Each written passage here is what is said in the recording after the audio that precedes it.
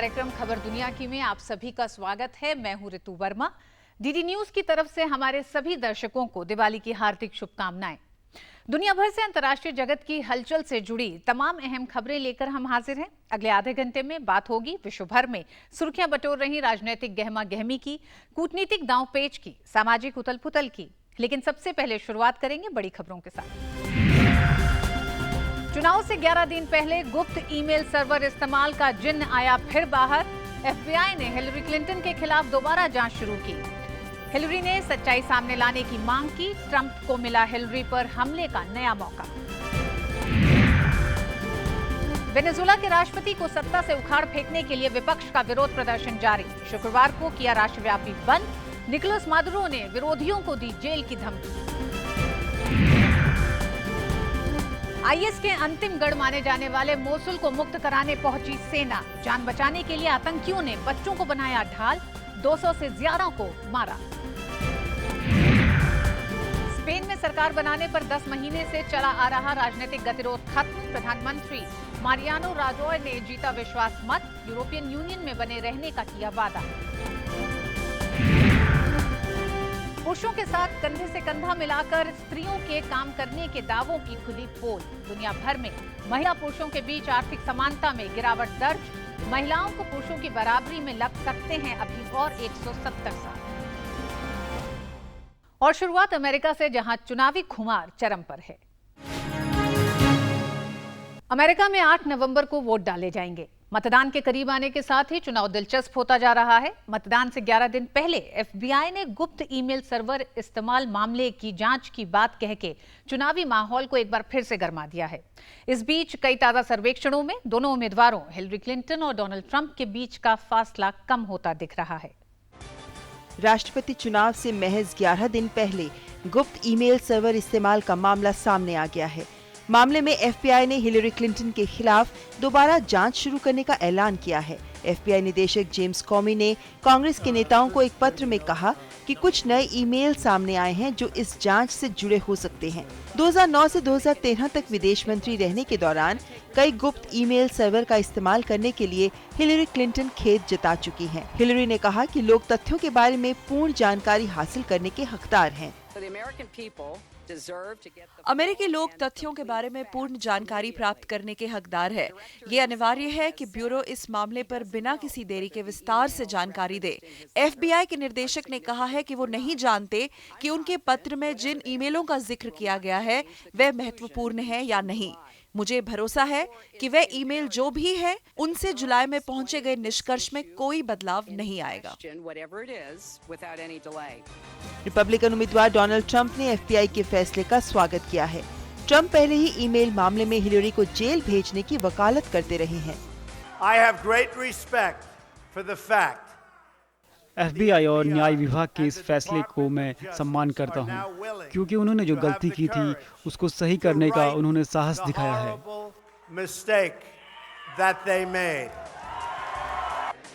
मतदान करीब आने के साथ ही चुनाव दिलचस्प मोड़ पर पहुंच गया है। तमाम नकारात्मक प्रचार के बावजूद ट्रंप चुनाव में लौटते नजर आ रहे हैं। चुनावी सर्वेक्षणों में दोनों प्रत्याशियों के बीच फासला काफी कम होता दिख रहा है। 2012 के चुनाव में सबसे सही पूर्वानुमान लगाने वाले आईबीडी और टीआईपीपी के सर्वे भी हिलरी को 41.8%, जबकि ट्रंप को 41.2% मतदाताओं के समर्थन की बात कह रहे हैं। फॉक्स न्यूज का सर्वे कहता है कि बीते 2 हफ्तों में स्थिति तेजी से बदली है। क्लिंटन 44% मतों के साथ महज 3% मतों से ट्रंप से आगे हैं। सर्वे के मुताबिक ज्यादातर युवा मतदाता हिलरी क्लिंटन के साथ होने के संकेत हैं। 18 से 29 साल के युवाओं के करीब आधे वोट हिलरी को मिल रहे हैं, जबकि ट्रंप को महज 21% वोट मिलेंगे। अमेरिकी राष्ट्रपति का चुनाव अब अंतिम दौर में है। हर गुजरते दिन के साथ चुनाव दिलचस्प होता जा रहा है। अमेरिका की फर्स्ट लेडी मिशेल ओबामा राष्ट्रपति चुनाव प्रचार के दौरान पहली बार डेमोक्रेटिक उम्मीदवार हिलरी क्लिंटन के साथ रैली में नजर आईं। हिलरी को मिशेल ने माय गर्ल कहकर संबोधित किया। उन्होंने हिलरी की जमकर तारीफ भी की। वेनेजुएला में राजनीतिक गतिरोध खत्म होने का नाम नहीं ले रहा है। राष्ट्रपति निकोलस मादुरो को सत्ता से हटाने के लिए विपक्ष के नेतृत्व में चलाया जा रहा विरोध प्रदर्शन काफी तेज हो गया है। बुधवार को हुए विरोध प्रदर्शन ने हिंसक रूप ले लिया था। विपक्ष मादुरो पर संवैधानिक व्यवस्था को छिन्न भिन्न करने का आरोप लगा रहा है, तो वहीं मादुरो धमकी दे रहे हैं कि जिसने भी संविधान का उल्लंघन किया तो उसकी खैर नहीं। सुनसान पड़ी सड़कें, दुकान, स्कूल, बैंक और अन्य संस्थानों पर पड़े ताले ये बताते हैं कि विपक्ष द्वारा वेनेजुएला के राष्ट्रपति निकोलस मादुरो को सत्ता से उखाड़ फेंकने के लिए बुलाया गया 12 घंटे का राष्ट्रव्यापी बंद कामयाब रहा। हालांकि बुधवार की रैली के मुकाबले शुक्रवार का यह बंद थोड़ा फीका जरूर था।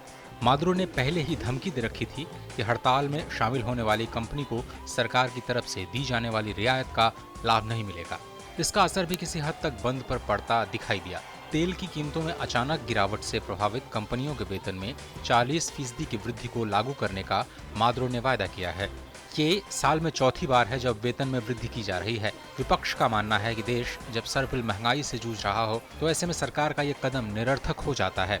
अब विपक्ष सरकार द्वारा राष्ट्रपति को वापस बुलाने के लिए जनमत संग्रह की प्रक्रिया को निलंबित करने से भी नाराज है, लिहाजा वो विरोध प्रदर्शन दर्ज कराने के लिए सड़कों पर उतर आया है। हालांकि ये प्रदर्शन पिछले साल नेशनल असेंबली में मध्य दक्षिण गठबंधन के बहुमत हासिल करने के बाद ही शुरू हो गया था। विपक्ष ने जनमत संग्रह के लिए हस्ताक्षर अभियान भी चलाया, जिसमें करीब 2.25 लाख लोगों ने हस्ताक्षर किए। चुनाव अभियान ने सिर्फ 4 लाख को वैधानिक बताया और पिछले हफ्ते गलत ढंग से जुटाए गए हस्ताक्षर का हवाला देते हुए पूरी प्रक्रिया पर ही रोक लगा दी। इसके बाद विपक्ष के प्रदर्शन ने हिंसक रूप ले लिया। अब सैकड़ों लोगों के घायल और कई लोगों के मारे जाने की खबर है। विपक्ष ने मादुरो पर संवैधानिक व्यवस्था को छिन्न भिन्न करने का आरोप लगाते हुए उनके खिलाफ महाभियोग प्रक्रिया शुरू करने के लिए संसद में वोट किया है। उधर मादुरो इसे राजनीतिक तख्तापलट बताकर संविधान का उल्लंघन करने वालों के खिलाफ कार्रवाई की धमकी दी है। और अब रुक करते हैं एशिया का, जहां मोसुल में आईएस के खिलाफ निर्णायक सैन्य कार्रवाई जारी है। इराक में आतंकी संगठन आईएस का अंतिम किला मोसुल अब ध्वस्त होने के कगार पर है। अमेरिकी हवाई हमलों की अगुवाई में इराकी सेना मोसुल में दाखिल हो चुकी है। आतंकी अपने इस गढ़ को बचाए रखने के लिए हजारों लोगों को मानव ढाल के तौर पर इस्तेमाल कर रहे हैं। खूंखार आतंकी संगठन आईएस के गढ़ माने जाने वाले इराक के मोसुल को मुक्त कराने की निर्णायक सैन्य कार्रवाई अब शहर के केंद्र में पहुंच चुकी है।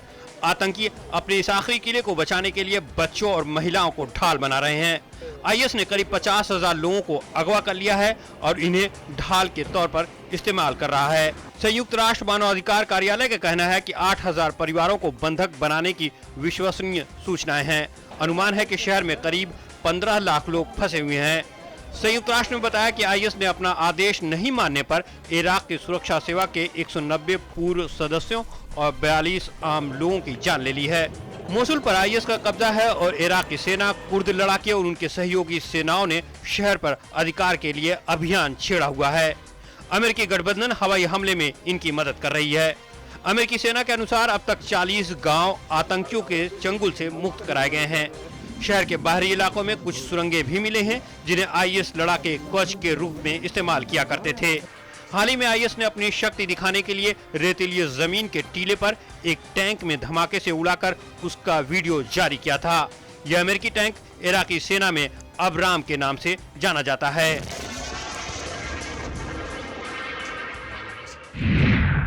अहरार अल शाम गुट और फतह अल शाम फ्रंट सहित सीरिया के विद्रोही समूहों ने सरकार के नियंत्रण वाले पश्चिमी एलेपो शहर में रॉकेट हमलों की छड़ी लगा दी है।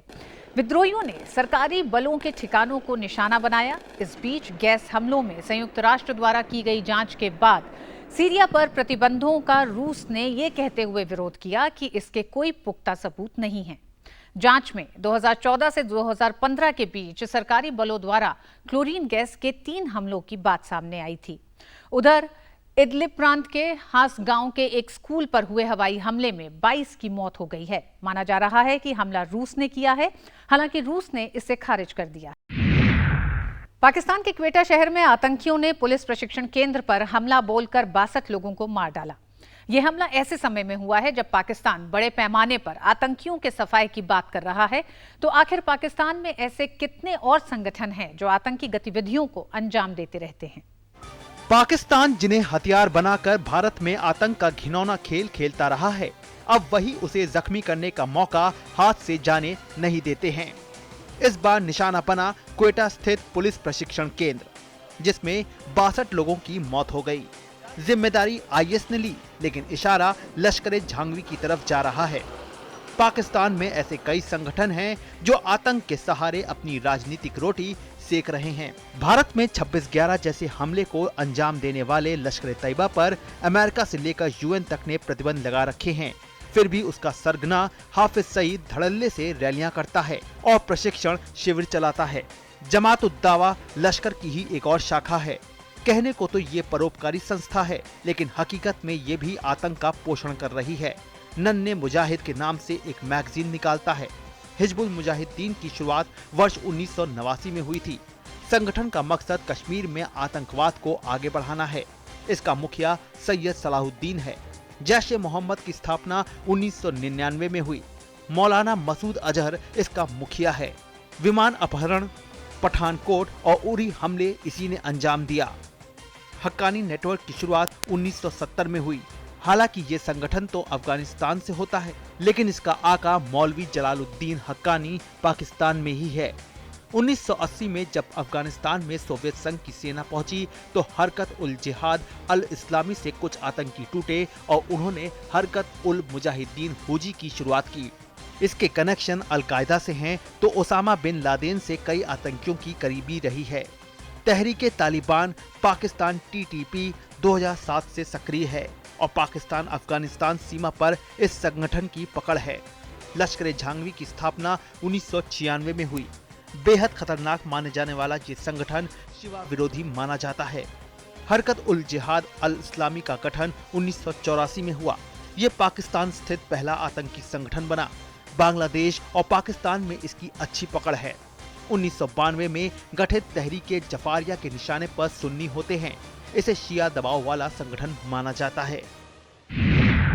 पाकिस्तान में नवाज सरकार के खिलाफ विरोध प्रदर्शन बढ़ता जा रहा है। रावलपिंडी में हुए एक प्रदर्शन के दौरान पुलिस ने आंसू गैस के गोले छोड़े और लाठियां बरसाईं।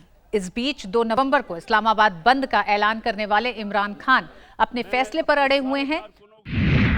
चीन की कम्युनिस्ट पार्टी ने राष्ट्रपति शी जिनपिंग को नेतृत्व का प्रमुख नियुक्त करते हुए उन्हें वही दर्जा दिया जो पार्टी के संस्थापक चेयरमैन माओ त्से-तुंग का था। साथ ही उन्हें पार्टी, सेना और सरकार का अपनी पकड़ और मजबूत करने की भी इजाजत दे दी है। इस पद की अहमियत का अंदाजा इस बात से लगाया जा सकता है कि माओ और जिनपिंग के बीच ये पद अब तक सिर्फ 2 लोगों को ही दिया है। चीन में शी जिनपिंग की सत्ता पर पकड़ और मजबूत हुई तो उधर स्पेन में मारियानो राजॉय सरकार बनाने में सफल हुए। पिछले कई महीने से स्पेन में चला आ रहा राजनीतिक गतिरोध खत्म हो गया। वर्तमान प्रधानमंत्री मारियानो राजॉय ने संसद में हुए मतदान के बाद विश्वास मत हासिल कर लिया है। राजॉय दूसरी बार देश की गद्दी पर काबिज हो गए हैं। इससे पहले हुए चुनाव में राजॉय की पार्टी को पूर्ण बहुमत नहीं मिल पाया था। ब्रिटेन जाने के लिए फ्रांस का कैले शहर शरणार्थियों के लिए पहली पसंद है, क्योंकि यहां से इंग्लिश चैनल के माध्यम से आसानी से प्रशासन को चकमा देकर ब्रिटेन पहुंचा जा सकता था। सही मौके के इंतजार में कैले में शिविरों का जंगल तैयार होता गया। फ्रांस सरकार ने इन्हें कई बार हटाने की कोशिश की, लेकिन एक तरफ टेंट उखड़ते तो दूसरी तरफ फिर खड़े हो जाते। लेकिन इस बार इसे पूरी तरह से खाली करा लिया गया है। ये दीगर बात है कि इस दौरान मानवाधिकारों की धज्जियां भी खूब उड़ी। यूरोप में शरणार्थी संकट का प्रतीक बन गए फ्रांसीसी शहर कैले के जंगल शरणार्थी शिविर को खाली करा लिया गया है। शरणार्थियों को बस में भरकर ऐसे केंद्रों पर भेजा गया जहां वो अपने शरण की अर्जी दे सकते हैं।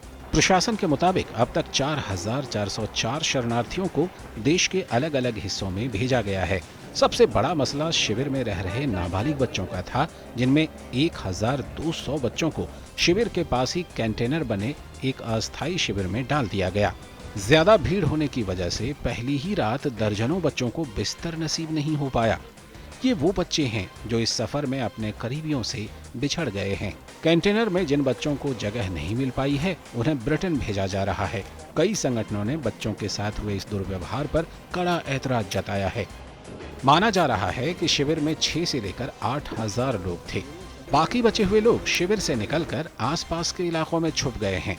प्रशासन को डर है कि अभियान खत्म होने के बाद ये लोग फिर से शिविर में लौट सकते हैं। कैले उत्तरी फ्रांस का शहर है और प्रमुख बंदरगाहों में से एक है। शरणार्थियों को लगता है कि ब्रिटेन में जिंदगी काफी आसान है, लिहाजा दुनिया भर से बिन बुलाए गैर कानूनी मेहमान की तरह से जहाजों में छुप छुपा कर कैले पहुंचते हैं और वहां से इंग्लैंड पहुंचने का प्रयास करते हैं। पहले भी कैले में अवैध कैंपों को खाली कराया जा चुका है, लेकिन जल्द ही फिर से नए टेंट लग जाते हैं। ऐसी खबरें हैं कि बुधवार को करीब 100 शरणार्थी फिर शिविर में वापस आ गए और उनकी पुलिस के साथ झड़प भी हुई। कैले के शरणार्थियों को देश के विभिन्न इलाकों में बांटे जाने पर भी विवाद है। कुछ इलाकों के मेयर शरणार्थियों को लेने का विरोध कर रहे हैं। शरणार्थियों को हटाने का एक अदालत ने आदेश दिया था।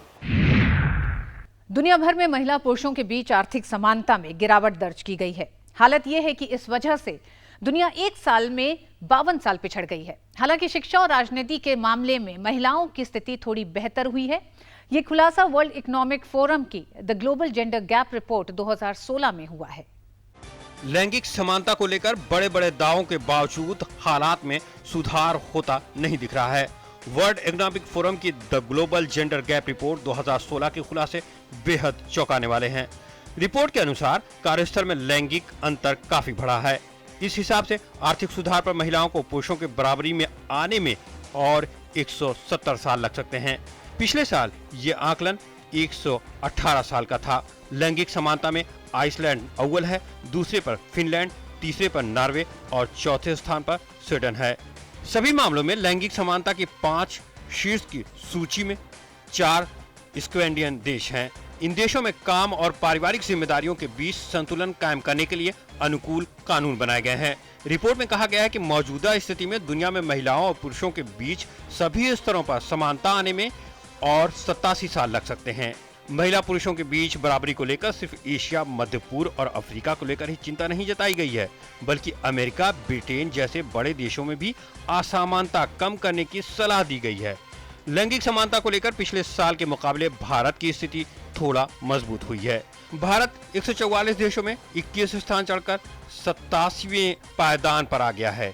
पुरुषों की तुलना में महिलाओं की स्थिति में मामले में पाकिस्तान की स्थिति बेहद दयनीय है। इस मामले में सीरिया उससे एक पायदान आगे है। पाकिस्तान 143वें नंबर पर है और सिर्फ यमन से आगे है। अर्थव्यवस्था, शिक्षा, स्वास्थ्य और राजनीतिक प्रतिनिधित्व में महिलाओं पुरुषों के बीच अंतर के आधार पर देशों को रैंकिंग दी गई है। नादिया मुराद और लमिया अजीब बशर को यूरोपीय संसद द्वारा विचार की स्वतंत्रता के लिए प्रतिष्ठित सखारोव पुरस्कार से सम्मानित किया जाएगा। कभी ये दोनों महिलाएं आतंकी संगठन आईएस की सेक्स गुलाम रही थीं। नादिया मुराद के उत्तरी इराक स्थित गांव में आईएस के आतंकियों ने कब्जा कर 5200 से अधिक यजीदी महिलाओं का अपहरण कर उन्हें सेक्स स्लेव बना दिया था। और अब नजर डालते हैं अफ्रीकी देशों की ओर। दक्षिण अफ्रीका सरकार द्वारा शिक्षण संस्थानों को वित्तीय सहायता देने के ऐलान को लेकर छात्रों और पुलिस के बीच हिंसक झड़पें हुई हैं। सरकार ने उच्च शिक्षण संस्थान और विश्वविद्यालयों को अगले 3 सालों तक 13 बिलियन रैंड देने की घोषणा की थी। कई हफ्तों से चल रहे प्रदर्शन के दौरान विश्वविद्यालय की फीस, कई संस्थानों में अश्वेत लड़कों के प्रतिबंधों को रद्द करने की मांग की जा रही थी। कभी सद्दाम जैसे तानाशाह अमेरिकी सेना के बम बरसाते विमान, फिर खूंखार आतंकी संगठन आईएस की बर्बरता का सामना करने वाले इराक के लोगों को दुनिया के सबसे दयालु लोगों में शुमार किया गया है। ये बात एक सर्वे में सामने आई है। सर्वे में पाया गया है कि एक महीने में 10 में से 8 इराकियों ने ऐसे लोगों की मदद की है जिन्हें वो जानते भी नहीं हैं। जिस देश में जिंदगी का भरोसा ना के बराबर हो, जहां के लोग कई वर्षों से युद्ध की मार झेल रहे हों, जहां लाखों जानें तबाही की भेंट चढ़ चुकी हो, ऐसी विपरीत परिस्थितियों में भी मेहमान नवाजी की मिसाल कायम करना, वो भी एक बार नहीं बल्कि 2 बार। एक सर्वे के मुताबिक इराक आज भी अनजान लोगों की मदद करने में सबसे आगे है, यानी सबसे अधिक दयालु है। चैरिटीज एड फाउंडेशन ने एक सर्वे किया जिसमें सवाल पूछा गया था कि अनजान लोगों की मदद के लिए कौन लोग कितना बड़ा दिल रखते हैं। नतीजों के मुताबिक युद्ध पीड़ित मौत के मुंह में बैठे इराकी लोगों का दिल सबसे बड़ा है। सर्वे के मुताबिक पिछले 1 महीने में इराक के 81% लोगों ने ऐसे लोगों की मदद की जिन्हें वे जानते तक नहीं थे। गृह युद्ध झेल रहा लीबिया इस बार दूसरे नंबर पर है, जबकि कई साल से हिंसा से जल रहा सोमालिया चौथे नंबर पर। दयालु के मामले में भारत की स्थिति में सुधार हुई है। वहीं शोध ने चीन को सबसे कम दयालु देश घोषित किया है। दरअसल फाउंडेशन 2010 से और 140 देशों के लोगों के बीच ये सर्वेक्षण कर रही थी। दूसरों की मदद करने वाले ज्यादातर लोग उन देशों के थे जो किसी विपदा या युद्ध की वजह से परेशान और बेहाल हैं। चैरिटीज एड फाउंडेशन ने उदारता को लेकर भी सवाल पूछे थे, जिसमें अमेरिका को दूसरा स्थान मिला, जबकि म्यांमार जैसे छोटे देश ने लगातार तीसरी बार पहला पायदान हासिल कर दुनिया को एक साथ कई संदेश दिए। यूरोप में अनजान लोगों के लिए समय, आर्थिक मदद और स्वेच्छा से सेवा देने में ब्रिटेन के लोग सबसे आगे रहे। वहीं मदद करने के मामले में मध्य पूर्व एशिया में संयुक्त अरब अमीरात, अफ्रीका में केन्या और लैटिन अमेरिका में ग्वाटेमाला सबसे ऊपर हैं। यानी सर्वे के नतीजे ये बताने के लिए काफी हैं कि आफत के समय भी समाज अविश्वसनीय लचीलापन दिखाता है, जो मानवता को और ज्यादा ऊंचाई पर ले जाने में सक्षम है।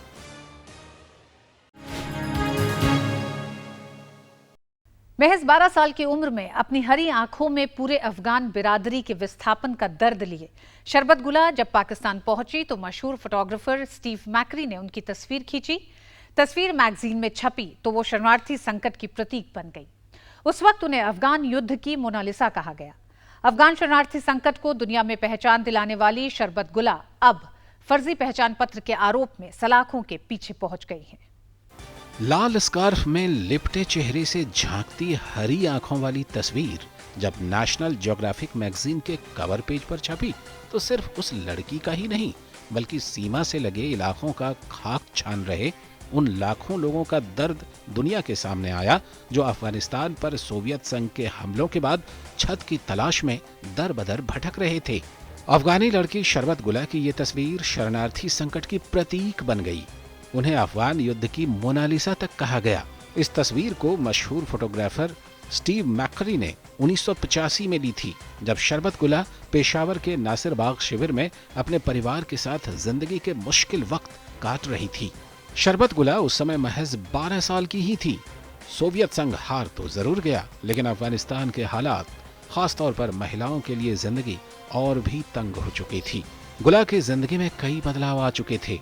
वो शादी कर कई बच्चों की मां बन चुकी थी। तभी फोटोग्राफर स्टीव मैकरी ने उस तस्वीर वाली लड़की को ढूंढ निकालने का प्रयास किया। 17 साल बाद 2002 में इस लड़की को फिर खोजा गया।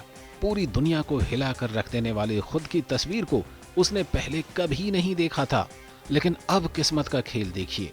दुनिया भर में अफगान शरणार्थी संकट को पहचान देने वाली महिला अब फर्जी पहचान पत्र के झंझट में फंस गई है।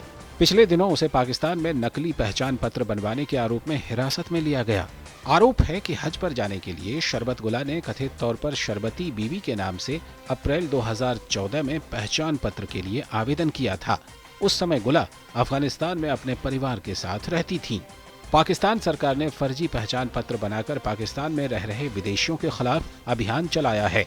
इस अभियान में 60,675 फर्जी पहचान पत्र के साथ लोगों को पकड़ा गया है। पाकिस्तान में लगभग 14 लाख पंजीकृत अफगानी शरणार्थी हैं, जबकि 10 लाख लोगों का पंजीकरण नहीं है। खबर दुनिया की कार्यक्रम के आज के इस अंक में बस इतना ही। आप अपने सुझाव और प्रतिक्रियाएं हमें ईमेल कर सकते हैं। हमारा ईमेल आईडी है khabardunia@gmail.com। चलते चलते हम आपको छोड़ जाते हैं चीन में आयोजित एयर शो के कुछ रोचक दृश्यों के साथ। हमारी पूरी टीम को दीजिए इजाजत। नमस्कार।